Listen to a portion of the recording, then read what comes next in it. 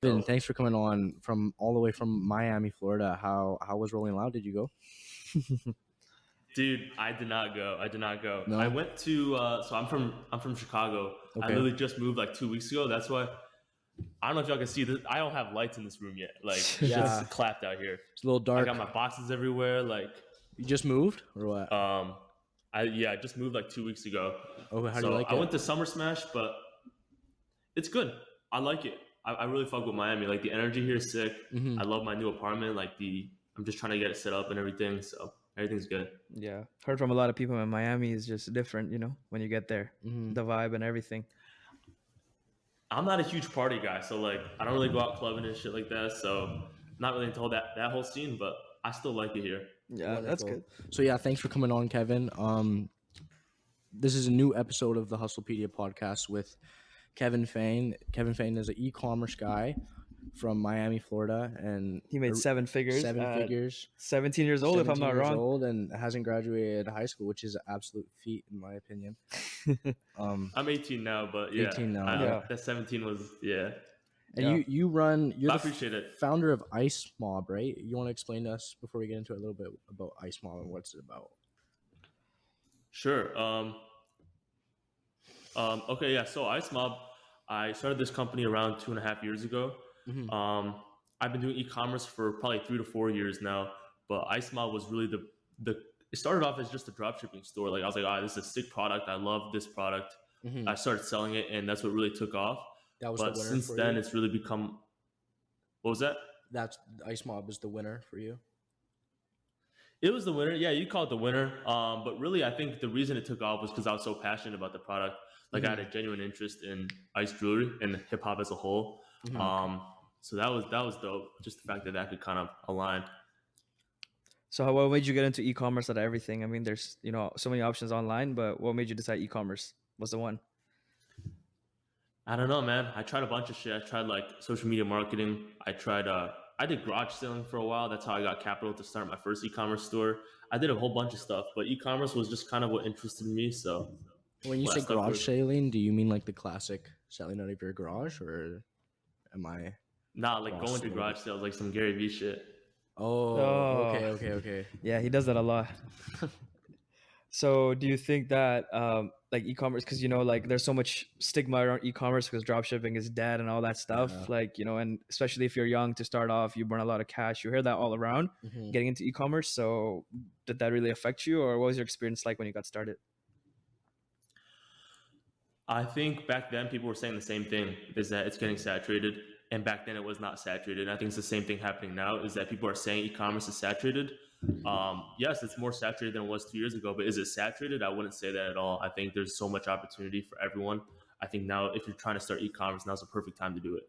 I think there's never been an opportunity like now. The amount of resources online, like literally podcasts like these, this is how I learned. I learned through podcasts, YouTube videos and shit like that. And so no, I wouldn't call it saturated. I think it's in a perfect spot. It's a big opportunity with lots of information on the subject. Hey, 100%. I want to ask, what got you into getting into the e-commerce world? It's a little bit hard and challenging sometimes, and to be able to find different products like this one you're doing right now with the jewelry, that's obviously working. But I want to know, when you first started, was there any products that didn't work? And tell us a little bit about your struggles. A lot of products, yeah. I tested just about everything. Like I tried different strategies. I tried a general store. I tried a one product store. Really, I just tested a lot of random stuff, like water bottles, fake AirPods, like hype beast phone AirPods. cases, like everything I tried. I think what I can say from my experience, and I don't know if this works for everyone, but I would say pick something that you're passionate about, because in e-commerce, right, it gets hard, and there's a lot of times when it's not reasonable to continue just because all the odds are against you. And so if you're not passionate about a product, you're just going to quit and go on to the next store or go on to the next business venture, or just completely give up, which is the worst thing that could probably happen. So I would say if you're passionate about your product, that's what's going to push you that like unreasonable amount forward. That's what's going to sustain you when logic doesn't sustain you, is that passion. Yeah. I'm also wondering, because I actually been trying to get into e-commerce lately as well myself, because we tried e-commerce, I'd say 3 years ago as a big group. Amazon FBA. Yeah, Amazon FBA. That was where we were planning to do that back then, and it just didn't work out. You heard a lot of stuff about for beginners, because a lot of people that are watching our podcast, they usually are starting off as well. You hear that you have to burn a lot of cash to find the right product, and in order to find the right product, you have to be really lucky, or kind of like need to know what you're doing in a marketing perspective, or like get on a trend before it starts, kind of thing. Yeah. So how'd you what would you say about that? Because I have that stigma around myself starting off, because it's like, okay, I don't have marketing experience, and I've been watching like all these videos, all these courses, and just trying to get like, don't do it, because it's just, if you don't know, or unless you're really wealthy and have cash to burn. So how was your experience with burning cash starting off? Back when I started, it was a different game. So like back then, Facebook ads was really the bread and butter, and I think then you actually needed more capital than you do need today. Just because today there's TikTok Organic, which is like probably one of the craziest opportunities that e-commerce has come across for beginners. So I would say if you're a beginner, don't even worry about the capital requirements. Just hop on TikTok Organic and like try to get something going on that, because it's like you're not losing any money on it. If you're dropshipping, it's like almost zero capital requirement. Even less so than when I did it. Like when I did it, I didn't even need that much capital. It was like I was running ad budgets at like $5 a day. That was really what I tried to do. And like, I was scrappy. I think that's another thing, is that you don't need capital. I think you just gotta be scrappy, and you just gotta be smart with it and play to your advantage. So what do you mean by scrappy? Right? Your advantage is that. What do you mean by scrappy? I'll go to example, right? I'll hit you with an example. So like when I was running at $5 a day on my ad budget, right? I'm not getting a lot of reach, but I would get Instagram DMs. So I would literally go into my Instagram DMs and basically act like a salesperson for my jewelry. Like I would one-on-one DM people to buy our jewelry. And that's how we got the first couple of our sales, was me literally going through Instagram DMs. Basically, so like, door knocking online. Yeah. Yeah, exactly. So I think you have to just think about your benefits of a small scale as opposed to seeing as obstacles, if that makes sense. It does. No, that for sure. So I heard about you on other podcasts as well, the Internet Kids podcast. We all own Internet Kids ourselves because we really like the community. Heard you drop. Yo, you're rocking the shirt. Yeah, let's go. Have the hard gear, man. I'm not gonna lie. But I heard that you dropped out at 16 years old. So what made you do that? Yeah, why? Man, first of all, fuck school. No, I'm playing. I actually don't tell people to drop out. I don't suggest it. I was just really, I did fine in school. I was always pretty good academically, but it was really boring to me. And I was already starting some entrepreneurial stuff when I was like 14, 15, basically when I was heading into high school. And at 16, so I finished sophomore year. And that summer of sophomore year, I actually started Ice Mob. And that was when things started taking off. Like, I think I probably hit my first 6-figure month then. And it wasn't the fact that I had the money. Yeah, okay. I don't mean to flex, but I'm just trying to like paint the picture here. But like, it wasn't that I had the money, because I didn't have a lot of money when I dropped out. So it was the fact that I'm like, damn. No, that was a big part of why I dropped out. But it was the understanding that like, I know I can't go broke because I just did this and I know I could do it again. And with that realization, I'm like, all right, I'm good to drop out now because I have that safety net of like, I've done this once, I know I could do it again. And do you ever regret like maybe not finishing your sophomore year and getting some experiences that a lot of people have in their final year of high school, or does that not really occur to you? I wouldn't say regret. I think there's downsides for sure. It's a trade-off, but net, I would not take another path. Like, I'm really glad I did. Okay. No regrets. And I want to ask personally, because a lot of people that drop out of high school get a lot of shit from people that they're close to, family, friends, whatnot. How was that kind of situation for you? Were people supportive, or did you get looked down on a lot for it? I would have to say I really didn't like. I wasn't super into other people's opinions, and I wouldn't listen a lot. Like my I didn't even tell my mom actually. I told my dad. He was cool with it, which is such a blessing. Like my dad was hella chill about it, and he he really let me do my thing, and I really appreciate that from him, and I'm gonna pay him back tenfold because of that. But like in terms of other people, like my school friends, I mean, not a single person told me it was a good idea. All my teachers told me it was a bad idea. But like, I think when you're trying to be an entrepreneur, you kind of just gotta live in your own bubble sometimes and be like y'all can say what you want, but like, I know what I'm trying to do. Yeah.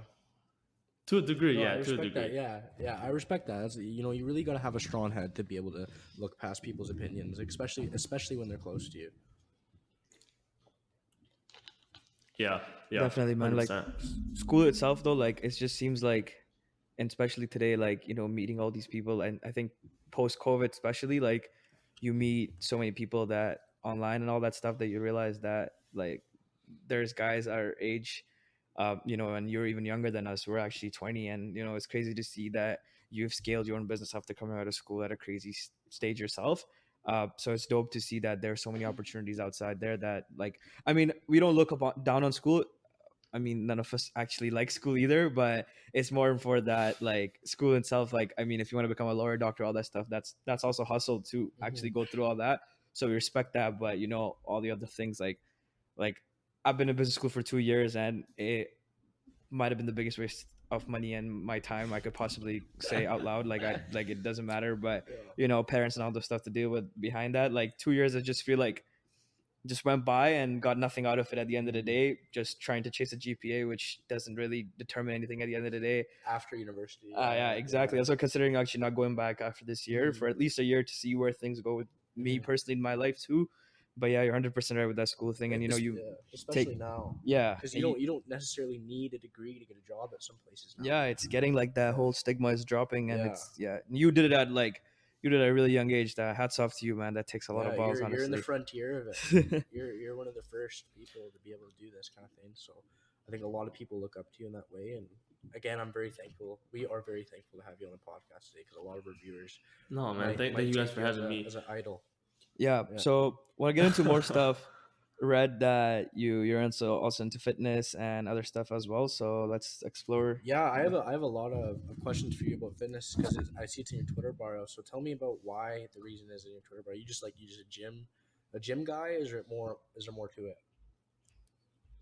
I've always like been to the gym and stuff, and just I like it. I like the way it's kind of the most close to like the rawest form of just you battling yourself.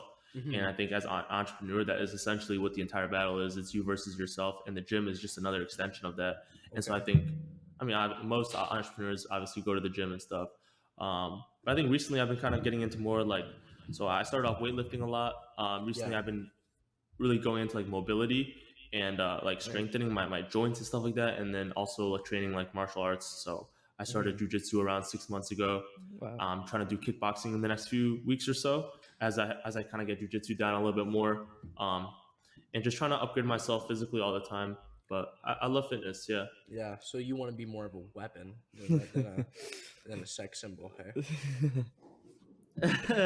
Essentially, yo, I'm a pretty skinny dude. Like I was built pretty skinny. Yeah. So for me, getting big I actually tried to get big at one point, and I gained like 15 pounds, and I'm a lean guy, so like that was a lot for me. And then I would go on that's tough. I would go on a vacation. I would come back, and I literally, like, I kid you not, I was lose 10 pounds at a time. It was all of your and like I'll lose 10 pounds, and I'm like, bro, this is not sustainable. Like, I'm just gonna go stay at like a lower weight and like get strong instead of like trying to be big like everyone else. And I think that kind of goes back again to like using your strengths as opposed to just trying to do what everyone else does. Have you ever considered calisthenics? I've never done it formally, but I love doing like body weight exercises and stuff like that, but I'm not into calisthenics that much. Okay. How do you think like you starting jiu-jitsu 6 months ago, like how has that helped you mentally as well? Because I think like you see a lot of young entrepreneurs these days, like all these groups having it, everybody's either picking up Muay Thai, kickboxing, or just any kind of martial arts in general. And it's like, it's good to see, how people are getting to that. So what do you think that has done for you mentally? Makes you feel stupid again, which is really good. Like it definitely keeps your ego in check, because you walk in those mats and you're the biggest beginner on there. No one sees you as anything but like a beginner, and that really humbles you, because you can have success in one area of your life, but then you walk into a whole nother arena and it's like you're a complete beginner again, and that kind of humbles you, where it's like, okay, just because I got money, like it doesn't mean I'm some type of like God, you know what I mean? You're just a guy. At the end of the day, you walk in those mats and like, oh, like I'm just an NPC again. You know what I'm saying? I think it's helped me with that. Yeah, really keeps your ego checked. It also helps a lot with patience, right? Because like 6 months in, I still feel like a complete beginner. Like to get a black belt, it takes like a decade. Years. Yeah, like, that's years. Years, yeah. That's crazy. And Yeah. a lot of discipline, which entrepreneurs have very a very good amount of. Well, you Yeah. need to at least to be successful. And but I do think that martial arts is a very good vice for stress. And when you have those bad days and the shop necessarily doesn't do very well, you can go kick the shit out of some bag for a few hours. Yeah. 100%. No, so there's definitely think that actually, like, I think everybody should pick it up, pick like some kind of martial arts or boxing up, because it like help them as a person to grow. And I think that's I think like whatever you do, no matter what you do, like it just, you don't have to fight and actually compete, but just to do it for yourself, and you actually feel much stronger and more confident as well as a person when you get into all that stuff. So yeah, that's really great, crazy to see. But I also read that you're into the metaverse, and like, what do you think about the metaverse and all that stuff? Are you into crypto, or is it just like you like the metaverse and you're kind of intrigued by it? I'm just intrigued by it. I'm intrigued in the future, and I'm intrigued in how things will change in the next few years. And um, I'm also very intrigued about the metaverse with its applications to e-commerce and my brand and stuff like that. Go I a think little bit recently more the into hype has that. kind of. Into So I have this crazy theory for Ice Mob that in the future we're going to sell more. Oh shit! Fucking camera just went blurry. I have this crazy theory that we're going to sell more jewelry in the metaverse, like virtual jewelry, than we will in physical jewelry in the next few years. Which is Oh, like I Interesting. truly believe that, because I think it really just comes down to where people spend their time. So yeah. right now we care about the clothes we wear, the physical clothes we wear. We care about the car we drive. But the only reason we care about that is because we spend time in real life. If 90% of our time is spent in VR, which I have, I'm not going to say I'm confident in it, but I think there's a very high probability of that. Well, then, damn, I got to fix this camera shit. Then, what becomes valuable is what's in the virtual world. And I think trying to stay on top of that, trying to stay on top of just all the recent news, and also preparing the brand. So like we're trying to get on top of 3D modeling, so that when the metaverse does finally get widely adopted, we're on top of that, and we can become the first jewelry brand to really start getting like jewelry out in VR, like stuff like that. I think is super interesting. so you want people rocking virtual But ice mob, hey? overall, Yeah, I get those the VC up so 100%. they can buy your stuff. Nah, that's a sick idea, man. No, I think it's one of those opportunities that's just once in a lifetime. Like Yeah. Tiffany and Co., like these massive jewelry brands, they had these opportunities that were once in a lifetime, and I think we're on another one right now. Like if I want to get to that type of level, like you need these kind of crazy, revolutionary, Yeah. like new things, and I think that's like the opportunity in front of me, and I don't want to miss that, and that's why I'm super interested in the metaverse. But if you don't think that if a brand like Tiffany and Co was to get involved in the metaverse, that they wouldn't just totally take over because they already have an established market in the real world, and people already know about them. So when they get into the virtual world, they're like, yeah, it goes 2 and 2. Or I think definitely. I think they'll, once they see the potential, or if it becomes like a reality, they'll get into it. But I'm banking on the fact that I'm the first one. Yeah. That no one else is as quick as us. No one's as bullish as we are. Like I've purchased lands in Sandbox because even if Sandbox doesn't take off, which it probably won't, right? There's a low chance it will. But if it does, like, yo, we're on top of that shit, and like we got store Yeah. popping in Sandbox. Like we're gonna have fucking this, and like I don't think brands at a larger scale like Tiffany and Co. have that type of flexibility, have that risk built into them, where they're like, all right, we're gonna go fucking 180, put half our business investment into the metaverse instead of in real Yeah, life. Like, exactly. that's crazy. No one would think that's true. yeah, Right. So you want to be like the early bird in it because you have the opportunity for it. You just want to optimize on it. No, that's honestly a really good idea to like think about that, because you wouldn't see another big company kind of optimize on it that fast. And if you're the first one in there, I mean, that would go crazy, honestly. yeah, definitely. I What do you think think also though there's a lot of yeah. hype around the No. metaverse, and quite honestly, I don't think the adoption's there yet right now. I don't think the biggest problem is that there's no set metaverse. Like there's no agreed upon metaverse. Meta's making one, Sandbox got one, fucking NFT Worlds. I mean, NFT Worlds just got pulled like hard. I don't know if y'all Yeah. paid attention Nah, to yeah, that, we've but, been, yeah. like I didn't hear about that. Can you guys enlighten me on that? I mean, feel me and the other host, okay. like the other host here, we both trade crypto and NFTs. Like that's kind of our main thing we've been doing. So like, yeah, the NFT world, it's just, I think with everything going down is going down, but it's going to come back sooner or later. I think it's going to be stronger than it came back like it was. So have you actually ever, I want to ask you, do you ever consider like like partnering, because you have the jewelry and your jewelry is sick, honestly. Like we saw around, we looked at it, a lot of us wanted to get some pieces from it eventually as Cubits. well. Yeah. But have you ever considered, like, like you see all these 3D NFTs that were coming out before the market kind of went to shit? Have you thought about partnering with them with their jewelry and putting out NFTs as well, or are you just thinking more just on the metaverse side right now? As a store. We're really thinking about our NFT like strategy right now. The issue is that until something becomes clear to me that it's like, wow, like I need an NFT for that, that's going to change the game. I don't want to just put out an NFT just to put out an NFT. Yeah, I think it's one of those things where you really got to think about whether you're growing your brand or you're harvesting your brand. Like Right. we have our audience and we can sell them an NFT right now. I'm sure, no problem.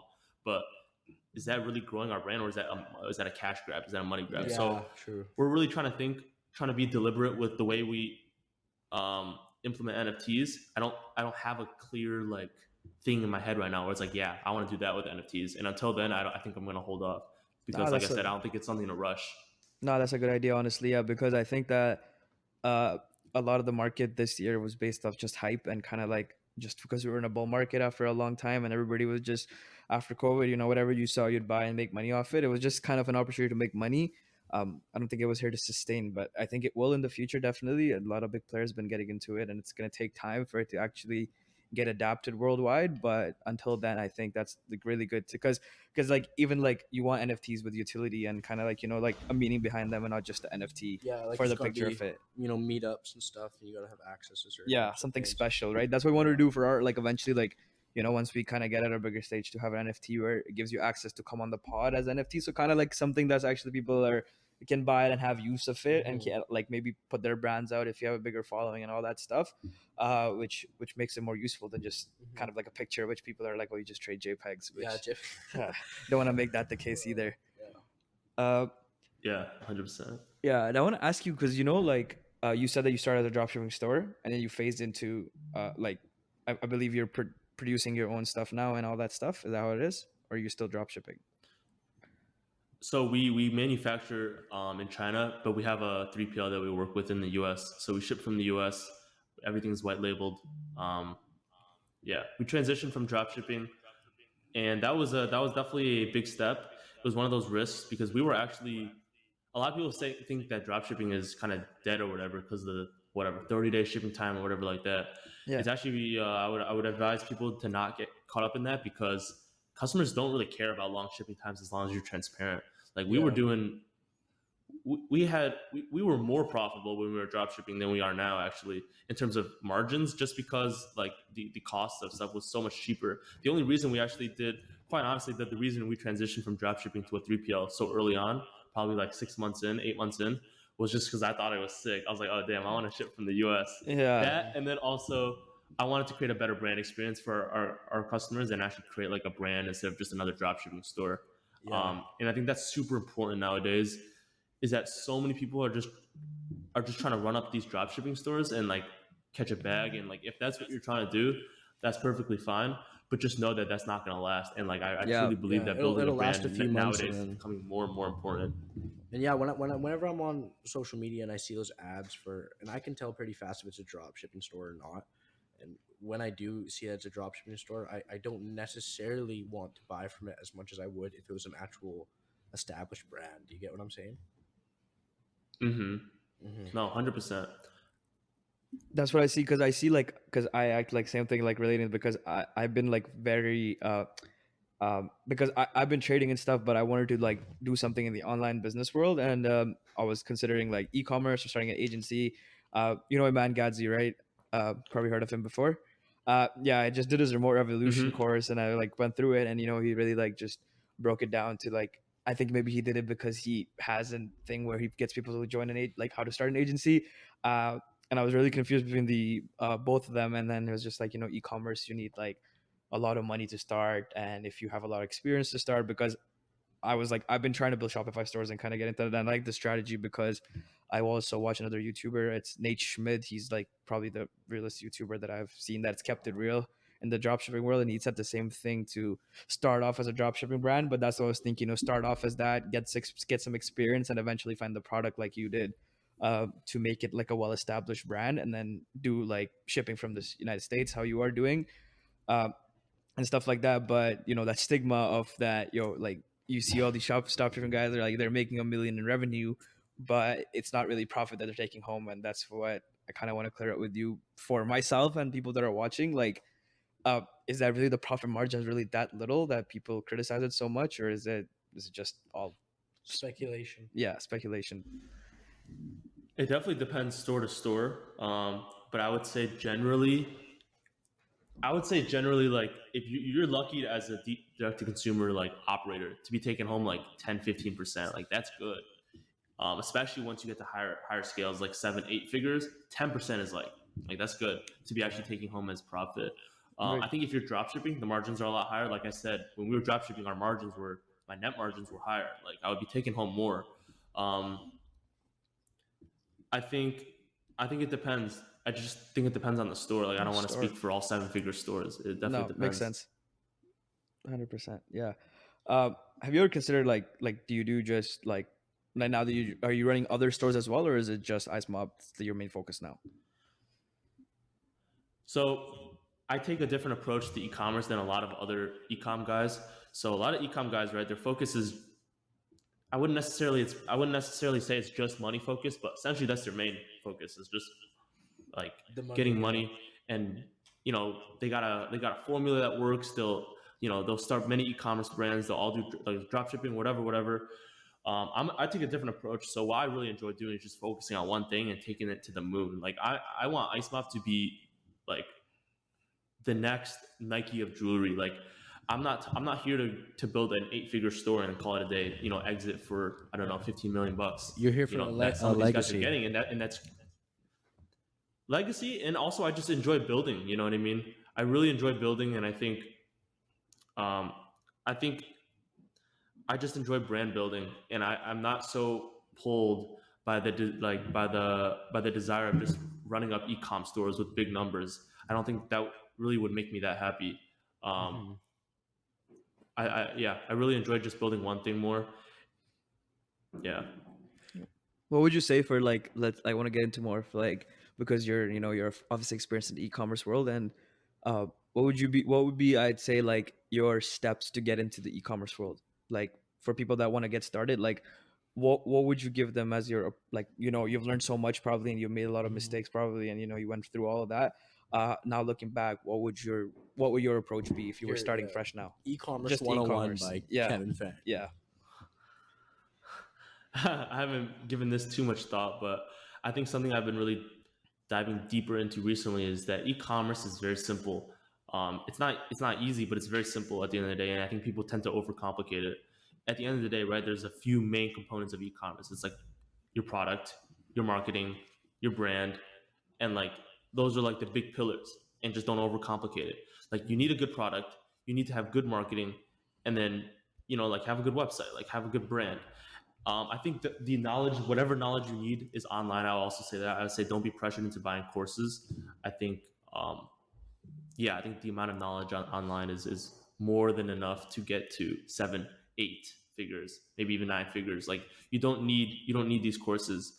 I also, I think that's really it. Like that's what I'm kind of coming to figure out. Like we're a 7-figure brand and we're trying to get to 8, and still I have to remind myself, like, Kevin, it's simple. Like stop overcomplicating, like make a better product. You know what I mean? Make better ads, and like build more meaningful brand experiences. Like make better content. You know what I mean? For social media, like don't be like every other brand. Like make sick content that people actually want to watch. Like these are fundamental like principles that if you just really can dial in on and really think about, I think that is a great kind of foundation to build an e-commerce store on. Yeah, I was about to ask you how do you differentiate your store, but I think you answered that yourself. Yeah, you answered that. I do have a question though, bringing it back to the courses. Do you think that the people that sell e-commerce courses and say, give me $3,000, $4,000 and I'll teach you how to build a store and I'll run it through and we'll build it to however, scale it to whatever you want to. Do you think those guys are good people, or do you think they're taking advantage of the beginners in a way? Well, I think it depends, first of all, on the person. Like everything, there's nuance in it. I think there's definitely scammers on like whole money Twitter and whatever. And there's also guys who genuinely are building good courses, and it's worth the value. I would say though that just think about who you are taking a course from, right? Something that I've always lived by is don't take advice from someone you don't want to be. And so if you're taking a course from someone who's maybe a 7-figure e-commerce store, and like if they're selling a course, right, for money, their store is probably not like hitting that hard. Like I'm just gonna say it. Like if you really had an e-commerce store that was really, really doing numbers, you're not selling a course. The killers worried on the store, they're not selling a course. Yeah. I mean that's a real business that you're building, and this course is kind of like a money grab. And I think so. You just got to be careful with those type of just that whole space, because it's like, do you want to be taking advice from someone who made it to a certain level and it's like, yeah, they can teach you some stuff in the course, but I'd rather go learn on the internet and watch like a Jeff Bezos interview, or like watch or like learn from the guys on Twitter who are really building like there's some guys on Twitter like the CEO of Ridge. Like these guys are on Twitter and they're dropping value. Like go learn from them as opposed to like some seven. Like don't be impressed by 7 figures. It's really it's not that difficult to get to 7 figures, I would say. And to get to 7 figures and then kind of use that to sell a course, I think just I would be skeptical. You got me motivated, man. I gotta go make 7 figures now from the e-commerce, because I was literally on the edge of e-commerce at an agency, because like I want to do that with trading and stuff, and just like have a foundation of a business built. And I started e-commerce. I learned from some guy who was mentoring me for a bit, and I kind of just like got lost in all this like blabber on the internet, because everything has their downsides and people are going to point them out always. This is that yeah. So just after talking to you, I think that's really gonna put me in the right direction. So but I want to know, like, do you recommend any reputable names on money Twitter or YouTube that you think that are keeping it real, like that people could potentially learn from as well? Like, what do you think about that? That's a good question. Besides you, Kevin, obviously. Yeah, y'all can follow me on Twitter. I'm dropping heat, but I don't know. I don't really have a set list of people on the top of my head. I think you got to kind of pick and choose what type of people you want to follow and what fits your goals. So like if your goal is to just run up a 7-figure store, exit, and if your goal is to exit, right, you should go follow people on Twitter who have exited their e-commerce stores and whatnot. And if you're trying to build a big brand, you should probably follow the people who are building big brands. So I don't think there's a set like this person's the GOAT, this person's the GOAT. Like there's a lot of good guys on money Twitter. I wish I had a list on the top of my head, but I don't right now. No, just follow Kevin on your Twitter. It'll pop up right now. So just make sure you guys give him a follow. And, I've surfed through his Twitter. I've learned a lot myself. So everybody that, is interested in getting into the e-commerce world, this guy's dropping free gems every day. So make sure you guys tune into that. Moving on from the e-commerce subject, though, because I'm curious, because I was looking at your Twitter bio a while ago, and you have psychedelics in there.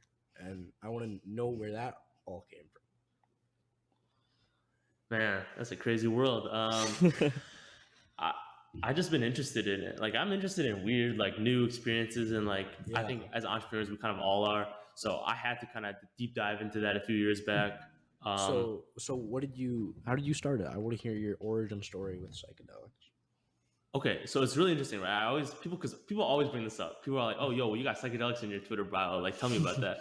Okay, so I talk to people, and like, there's a lot of guys who've done psychedelics, and they all say how they got in, right? Is they fucking took like 3 tabs at once and just fucking blasted off and like learned the hell like. I'm like, holy shit, because that's never how I did it. So the way I actually did it was like I was so scared, yo. I think I got my first like few tabs, and then I like went on YouTube, like did of acid. Okay. And then I probably did like 10, 20, 30 hours of research, made like a huge document, like ready to prepare. So I would take like the tiniest snippet of LSD, do it, document how I feel that day, wait 3 days, do it again, document. And I would slowly increase so I was very methodical about the way I approach psychedelics. And because I'm very sensitive about like the things that affect my mental state and my experiences. And so I think I feel things very like, sensitively. So I'm very sensitive to these like psychedelics. So I really wanted to document what they made me feel, what the benefits were, what the drawbacks were, when I should do it. I was just very methodical about everything. To use them to your advantage at the end of the day, right? Yeah, 100%. Use them to your advantage and not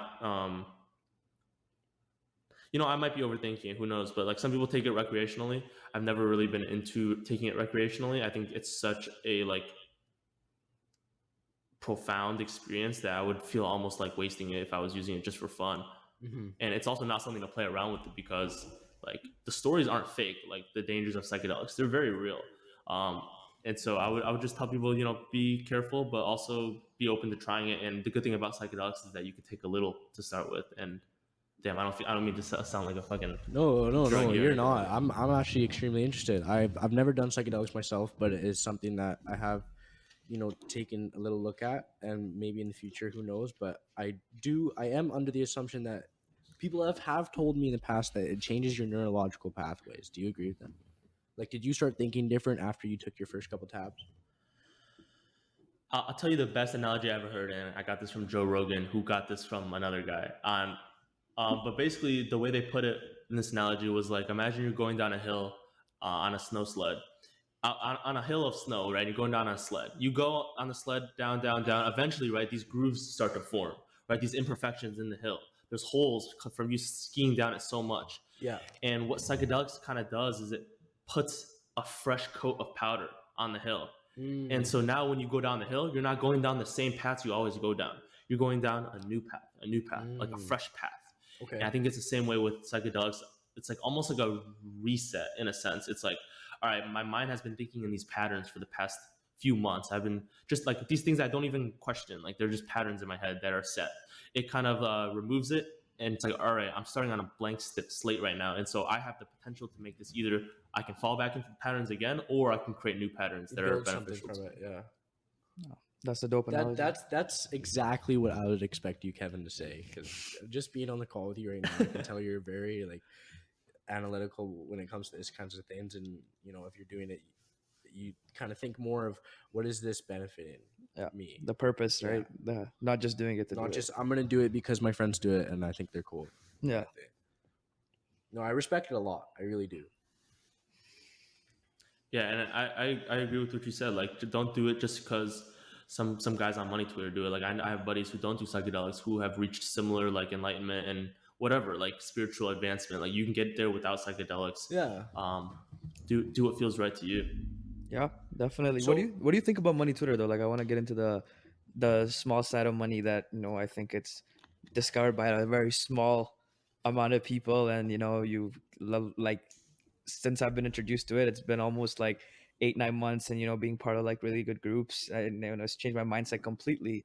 What do you think about the community that's forming as Money Twitter? All the young guys that are really just putting out free information, free resources for everybody to learn from. What do you think about that growing in its own space? I think overall, Money Twitter is net positive and it's dope. Like I joined my buddy Harry and Ben. Shout out to Harry Swales, Ben Bader. Like they got me to join Money Twitter. They're like, "Yo, you're gonna build your network like you never built it before." Like, and all of it was true. And I think if you're on Money Twitter, I would just say like, don't look up to everyone, because talking to like I've talked to a lot of guys in Money Twitter who know a lot of guys. Like everyone knows kind of everyone in Money Twitter. It's a small circle, and who you think is a real one and is holding it down and like dropping sick advice and stuff like that, you'd be really surprised at how a lot of these guys actually operate.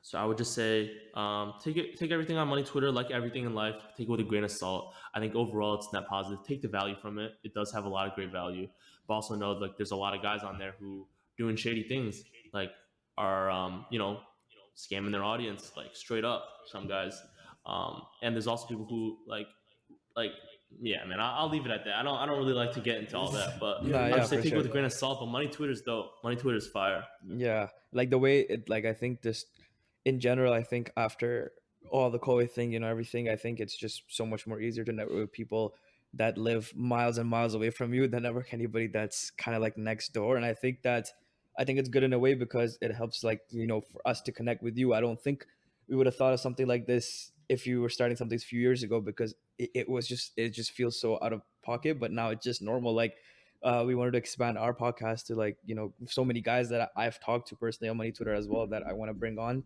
because of just how cool they are. And if we can present the audience by being that far away, it's honestly great. It helps our network, helps their network.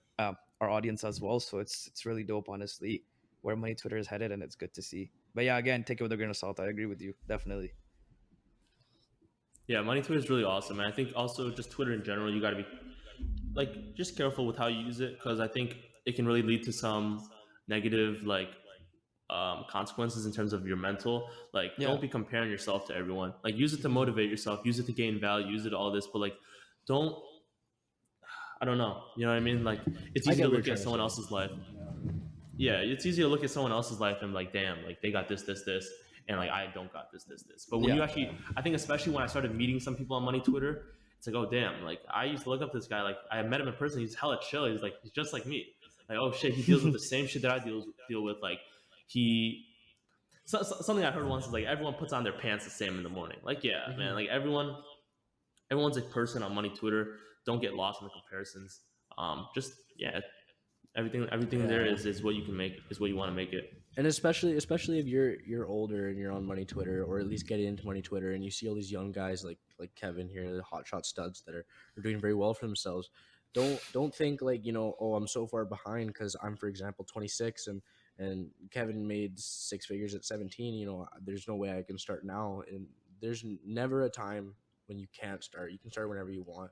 So when you're on Money Twitter and you're looking at these guys that are doing really well for themselves at young ages, don't think like, what, I'm running out of time, because there's never a time to do that. Like, you have to be able to start whenever you feel comfortable, and just because it hasn't happened yet doesn't mean it won't. But also don't waste time, because time's money. Because a lot of people think they have a lot of time there. It's just about it's perspective. If you take it the right way. Like for me, personal experience joining it, maybe motivate more. In a way, I compared myself, but in a positive way, to see that if somebody else at this age can do it, it's possible for me to achieve it as well. If you look at it that way and compare yourself, like, then it's positive. But if you just sit there and sob about it and be like, oh, I'm never gonna get there, blah blah blah, then that's a different story. So it's all about perception at the end of the day and how you take it. So if you take it in a positive way and you go ahead with it. Man, Kevin, you would not even believe if I told you that I almost hear daily from this guy Lavanche, like, oh, if he can do it, I can. Yeah. Because he was looking on Money Twitter, and some guy was, dropping heat, and he was doing well for himself. And Lavanche will come in and then have a big aneurysm about, if this guy can do it, why can't I? And then we get into this big kerfuffle. Yeah. Just a good way to motivate. I'm glad you mentioned the perception. I'm glad you mentioned the perception part. I think overall that's the biggest thing of Money Twitter. Like, the biggest benefit, it's not even the specific advice, but it's just the belief that you can get from it. Because I'm a big believer in, like, whatever you believe in reality will become true, and like it's just a matter of how much you believe it. Like, I like to say, like, the amount of revenue you make correlates to how sure you are in your vision. So if you're like all these guys on Money Twitter, essentially what you do spending time on Money Twitter is it just gets you more and more, like, almost like accustomed to, like, okay, oh shit, 7 figures, oh, okay, I will get to 7 figures. Like, oh shit, he just did another 6-figure day. Like, okay, I will get to 6-figure days eventually. Like, oh shit, like it's not even like a if or a, there is no if, like it's just when, and how, and like, and I think that's the huge benefit of Money Twitter is the reality kind of shift that it'll give you. I think bringing it back to psychedelics, because Lavanche kind of cut me off there before I wanted to ask a question. I want to know about your craziest experience, and I want you to tell me all about it in detail. Yo, I'm a fucking psychedelic, like, beginner, bro. I have not. Yeah, I know, but I haven't even tried it. So you doing one tab of acid to me is like, holy, I want to know. So just tell me about some experiences that you craziest. That you thought well, I'll tell you something that I thought was profound. So one of the big reasons I got into psychedelics was because I was very depressed, and it was one of the ways I was looking to help that. And I kind of went into it with that intention. So one of my trips, I did it. And at first it was just a regular trip. It was just dope at the beginning. And then I decided to go into my room and like really hunker down and meditate and like try to dive deep into my psyche and try to figure out like, yo, like why am I depressed? Like, how can I fix this shit? And I went into my room. I was listening to some music, and bro, like I cried at like deeper than I felt like I could have cried.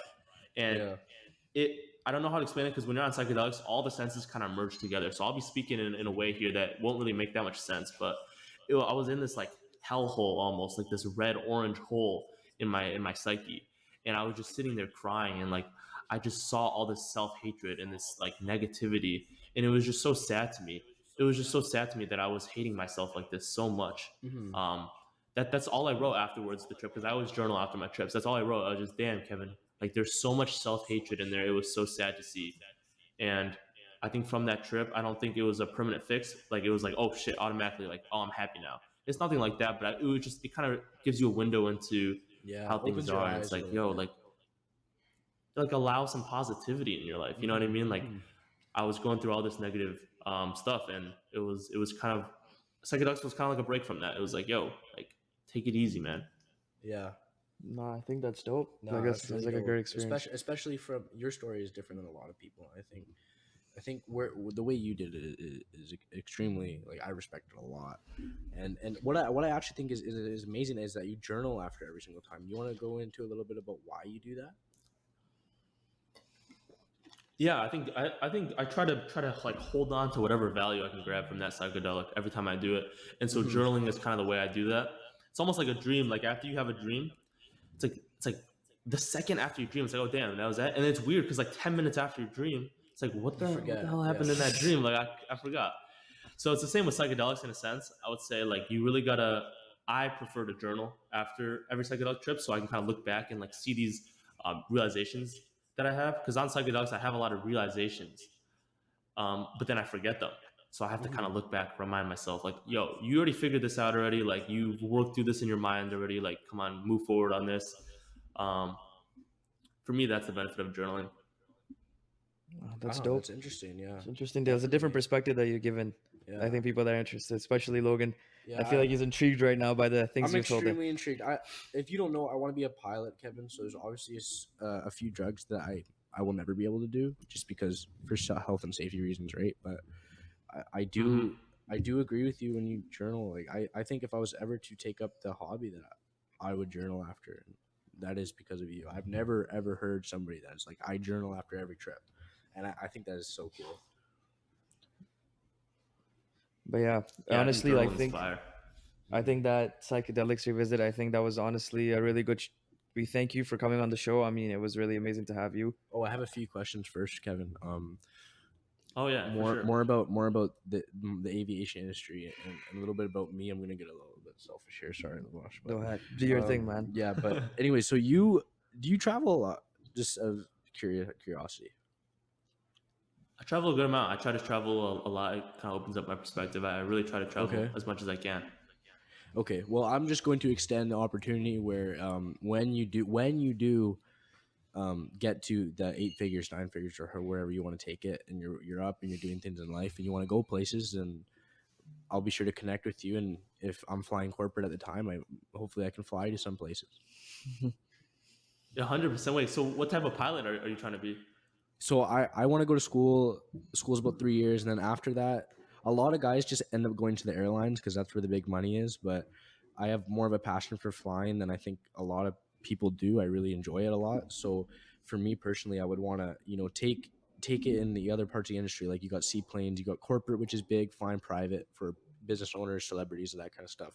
So I think I would really want to test out the corporate world in a way and see who I can connect with, because in the aviation industry, it's much like being an entrepreneur. It's all about who you know, and you have to have a lot of discipline and dedication to be able to do good things in the industry. And I think that the corporate world and the different aspects of the aviation industry can really connect you to people differently than just flying a bunch of passengers to Mexico and back, every once a week kind of thing.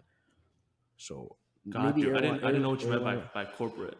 corporate as in private. Yeah, private business world. Ah, okay. I got you. Mm-hmm, mm-hmm. 100%, bro. When I get to that stage, I'm definitely hitting you up. Yeah, Yeah. definitely hit me up. Yeah. I'll take you wherever you need to go, man. Call me at 3 a.m. You need a flight plan to Las Vegas, I'll hook it up. Fire. If I ever visit Canada too, I want to visit Canada soon. I'll definitely hit you guys up too. Yeah, Yeah. bro. Actually, yeah, for sure. Hit us up. We'll take a little trip to Jasper or something, to the pretty parts. Because Yeah. there are some parts that, the Okay. cities, sometimes aren't the best. But Jasper, Banff, BC, gorgeous. We have to come to Alberta. That's where we're Yeah. from. So if you come around here, we'll be able to. We'll take you to maybe Banff. we'll We'll link go on a up and hike. maybe get Yeah. something going. We also talked about when we were in the DMs that you like to throw events. We just threw our event. We talked about it. Sorry, fuck, that was loud. We talked about the event, and I heard that you also got some entrepreneurs together. So that's kind of what our part of our podcast is always going to be, to throw more events. So definitely, maybe we could link up in the future and get something going. But we thank you for coming on the show. I think getting you on here virtually was the best we could do. But it was really good to have you. We appreciate you coming on, and all the wisdom that you provided to us and our viewers as well. So we appreciate that. And make sure you guys like, subscribe, comment. Kevin's Instagram and I'm sorry, his Twitter will be in the bio and be popping up here, so you guys can give him a follow. He has crazy gems. I've read them myself, so if you're really interested in the e-commerce world, take a look. But hats off to you, man. What you're doing is crazy to see, and motivation to a lot of us, and I'm sure for the people that are watching and people that follow you. Ice them up to the top. Hopefully, you man, for real. fulfill all your dreams of the metaverse and the NFTs that you want to get into. It'd be crazy to see. And if you never want to get into NFTs, also we've got some connection in the NFT world as well. And you already know Harry and Ben as well, so we've had some. We want to get them on eventually as well. They're the internet kids, but yeah, thank you. Man. Thank you, man. We really do appreciate thank you coming. guys. So, and I gotta say, hopefully we can get closer in the future, because I can tell you're an extremely genuine guy and positive, and I want to learn, and I think it goes both ways. So hopefully we can get something going in the future. But yeah, thank you a lot for coming on. 100%. Feelings mutual, man. Thank you guys, man. Thank you guys. I had a lot of fun. But that's it for today. Thank you guys. You could be anywhere on YouTube, but you choose to be here watching us, and we appreciate that. So make sure you guys go check out Kevin on Twitter and go buy some Cuban links while you're at it. So thank you guys for watching the video. Appreciate you guys. Much love. Peace.